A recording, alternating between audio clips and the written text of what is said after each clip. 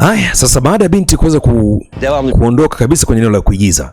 Jamani, hebu ndio kumpigia simu. Mbona mpaka sasa hivi hajafika? Pokea simu, nimempigia simu mpaka meneja wake. Mungu wangu wewe. Director kachanganyikiwa kule kule. Hapa sijui anafanya nini maskini ya Mungu. Can, ne yapıyoruz hocam? Kwa hiyo tunafanyaje sasa? Selim, msikiliza bwana. Sahneyi unajua mwanzo uliigiza nje ya script ambayo wanasema. Sasa hivi hautaki kufanya kitu chochote kile.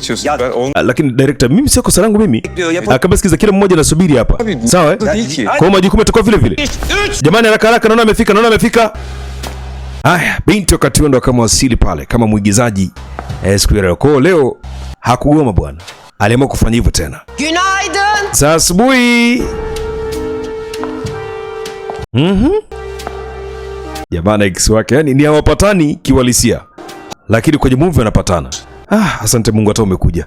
Ezberim tam, hemen geçebiliriz. Samahani, kulikuwa kuna foleni sana siku ya leo. Akaambia usijali.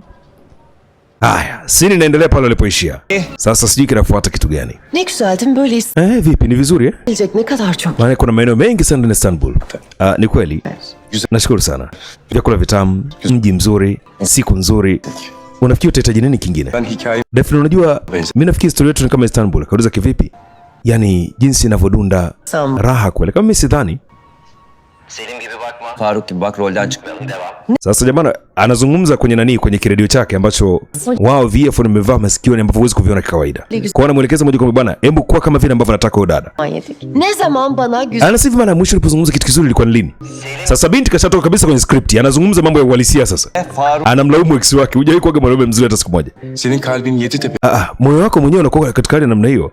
Lakini mimi napenda hisia zako, maana muda mwingine unaongea maneno makali kuliko uhalisia. Bayağı basbayağı gülüyor yani. Mbona kwa kama ni matumaini ambayo sio? Biliyorum abi, devam edelim. Akamwambia hakuna cut, endelea kuigiza. Geçen. Una ndoto za mchana kweli wewe. Sen niye gülüyorsun? Konuş. Alafu mbona unacheka hivyo? Kinachekesha nini? Oyunumu bozuk dur. Mimi nashangaa, maelezo yangu yapo wazi. Oyunumu bozuyorsun gülerek. Unaharibu performance. Hata sikuelewi. Mbona sielewi kinachoendelea jamani? 3-2-1. Endelea. Umut.